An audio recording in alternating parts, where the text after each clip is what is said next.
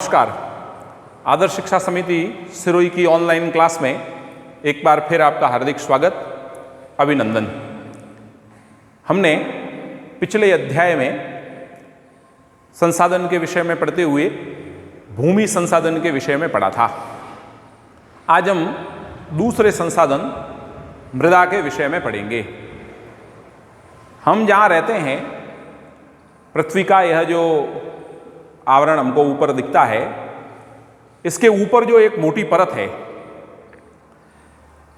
वो भूमि के ऊपर की यह जो परत है, इसी को हम मृदा कहते हैं।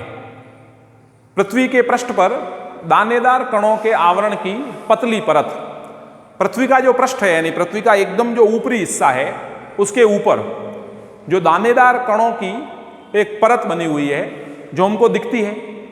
हम अपनी आंखों से जिसको देखते हैं, एकदम ऊपर वाला हिस्सा जिस पर हम चलते हैं, जिस पर हम हमारी सभी प्रकार की क्रियाएं करते हैं, जिस पर हम खेती करते हैं, जिस पर हम मकान बनाते हैं, यह सब जो ऊपर का हिस्सा हमको दिखता है, यह जो दानेदार कणों का आवरण हमको भूमि पर दिख रहा है, यह मृदा कहलाती है, यानी यह मिट्टी है। हम हमारी सब प्रकार की क्रियाएं इसी पर करते हैं। विभिन्न प्रकार की फसलें जो बोते हैं, पेड़ पौधे जो उगते हैं, वो सब इसी मृदा पर उगते हैं। स्थल रूप मृदा के प्रधार को निर्धारित करते हैं। स्थल का जो रूप है, हम जहाँ रहते हैं वहाँ हमने पृथ्वी के बारे में पढ़ा है, धरातल के विषय में पढ़ा है, तो यह इसका जो रूप है वो अलग अलग है। कुछ ही स्थानों पर चट्टानें हैं, कहीं पर पहाड़ है, कहीं पर समतल मैदान है, कहीं पर नदियों द्वारा निर्माण मैदान है, कहीं पर मरुस्थल है, कहीं वनीय क्षेत्र हैं। तो इन सभी चीज़ों का यह जो स्थल रूप है, उसका मृदा के निर्माण पर या मृदा के रूप के निर्धारण में उसकी एक महत्वपूर्ण भूमिका होती है। अब ये सारी चीज़ें, जलवायु जो है वो, या चट्टानें जो है वो, मरुस्थलीय क्षेत्र है, ये सब मृदा के रूप को कैसे प्रभावित करते हैं, इसके विषय में अपन आगे पढ़ेंगे। मृदा का निर्माण चट्टानों से प्राप्त खनिजों और जैव पदार्थ तथा भूमि पर पाए जाने वाले खनिजों से होता है। मृदा का जो निर्माण है वो चट्टानों से प्राप्त खनिजों, यानी हम जो विभिन्न प्रकार की चट्टानों से हमको जो विभिन्न प्रकार के खनिज प्राप्त होते हैं, जिनको हम खोद करके निकालते हैं, उनसे बनता है या उनसे बनती है। उनके अपक्षय के कारण, उनके टूटने के कारण, उनके बिखरने के कारण जो विभिन्न प्रकार के अंश जो है वो जब बिखरते हैं, तो उनके कारण भूमि का निर्माण होता है, यानी मृदा का निर्माण होता है, और भूमि पर पाए जाने वाले खनिजों से होता है। अब इन सब का मृदा के निर्माण में क्या कारण है, मृदा का कैसे निर्माण होता है, कौन कौन से कारक जो है वो उसमें भूमिका निभाते हैं। मृदा निर्माण के मुख्य कारक जनक शैल का स्वरूप और जलवायु कारक हैं। हमने पढ़ा जैव पदार्थ, धरती पर जितने भी प्रकार के जैव पदार्थ हैं, सूक्ष्म जीव हैं, विभिन्न प्रकार के पेड़ पौधे हैं, वनस्पति जात है, इन सब की भूमिका भी मृदा के निर्माण में होती है। और दूसरा है, उसका जो मुख्य कारक है वो है जनक शैल का स्वरूप। मृदा जिससे टूट करके बनी है, यानी जिन शैलों के अपक्षय के कारण मृदा का निर्माण हुआ है, वह जनक शैल किस प्रकार की है, वह कायांतरित है, वह आग्नेय है, वह अवसादी है, किस प्रकार की शैल है वह, वो बहुत महत्वपूर्ण भूमिका निभाती है कि उस मृदा का जो स्वरूप है वो कैसा होगा। क्योंकि जिस जनक शैल से टूट करके कण अलग हो रहे हैं, उन कणों में उस जनक शैल के गुण होंगे। यदि वो लावा पत्थर से टूटकर अलग हुई है तो निश्चित रूप से उसमें लावा जैसे गुण होंगे। यदि वो कायांतरित चट्टान से टूट करके अलग हुए हैं कण, तो उनमें वो गुण होंगे। यदि वो अवसादी चट्टानों से टूट करके अलग हुए हैं तो उनमें वो गुण होंगे। तो जनक शैल का स्वरूप और जलवायु कारण, वहाँ की जलवायु कैसी है, जिस क्षेत्र की जनक शैलों से टूट करके मृदा का निर्माण हुआ है, वहाँ की जलवायु कैसी है, किस प्रकार का वहाँ वातावरण रहता है, उसका भी मृदा के स्वरूप पर या मृदा के गुणों पर उसका प्रभाव पड़ेगा। अन्य कारक जो है वो वहाँ की स्थलाकृति कैसी है, वहाँ जो जैव पदार्थ है वो किस प्रकार के पदार्थ पाए जाते हैं, वहाँ वनस्पति किस प्रकार की है, वहाँ पेड़ पौधे किस प्रकार के पाए जाते हैं, वहाँ सूक्ष्म जीव किस प्रकार के पाए जाते हैं, वो सब मृदा निर्माण के संगठन में लगे समय का भी एक कारण है।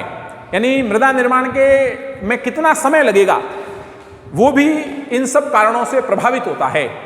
क्योंकि हर चट्टान को टूटने में, उससे उसके कणों को अलग होने में एक निश्चित समय लगता है, और उस समय के अंतर के कारण मृदा निर्माण का जो यह समय है वो भी अलग अलग होगा, इसलिए वो सभी जगह पर अलग अलग या भिन्न भिन्न होगा।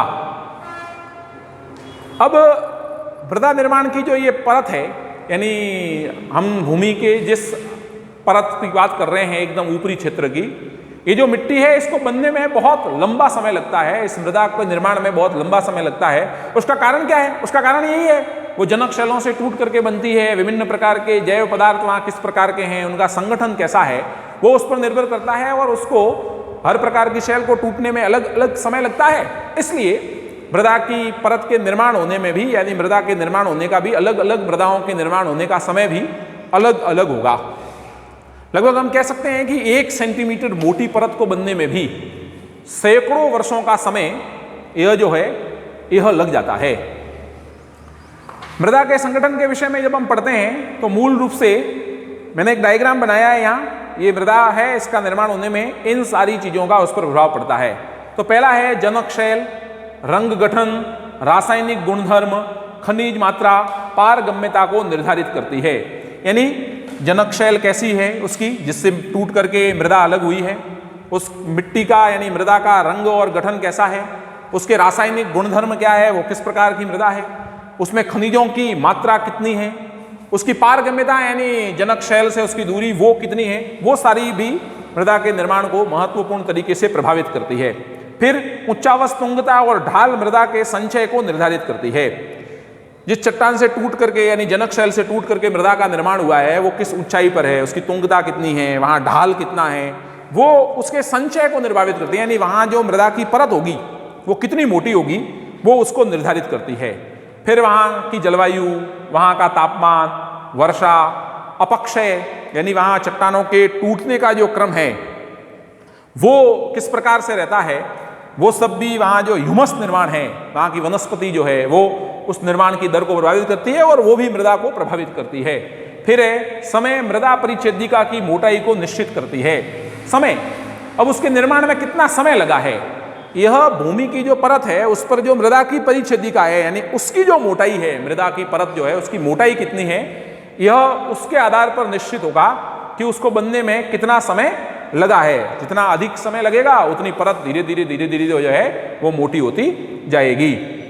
फिर है वनस्पति जात, प्राणी जात और सूक्ष्म जीव ह्यूमस निर्माण की दर को प्रभावित करते हैं।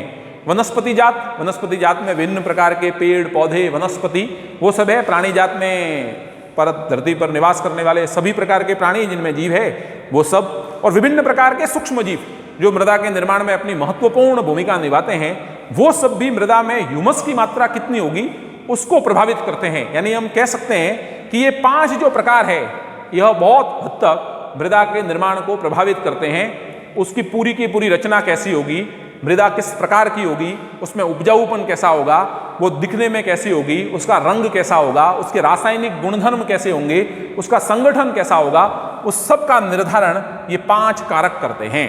इधर एक डायग्राम और बना हुआ है, मृदा की जो परिच्छेदिका है यानी उसकी जो मोटाई है वो किस प्रकार से निर्धारित होगी। तो भूमि के ऊपर की जो परत है यानी मृदा की जो परत है उसके 4 भाग है।